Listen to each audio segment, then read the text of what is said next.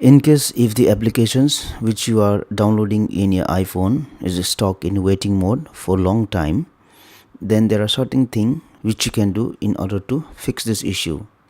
The first thing you need to make sure is to check if the Wi-Fi present in your device is strong enough to download the application. Try opening other sites or try opening YouTube videos and check if it's playing or not. If you are using cellular data, you need to make sure that there is enough amount of data left so that you can download the application. The next thing what you can do is check the amount of space left in your iPhone. Go to settings, scroll down, go to general, go to iPhone storage and check here how much amount of space is left in your iPhone.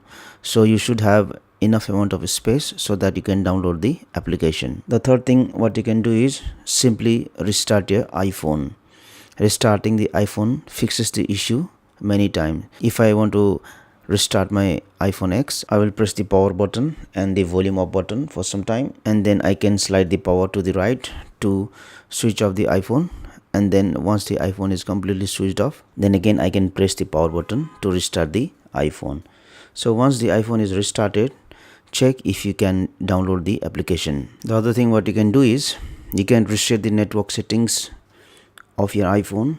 Go to settings, go to general, go to reset and select reset network settings.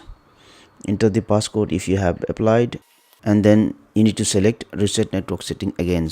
So what does this do is this will reset the network settings for the Wi-Fi, and then enter the password for the Wi-Fi again and check if you can download the application now. Sometimes what happens is certain applications may not be permitted in your country to be downloaded.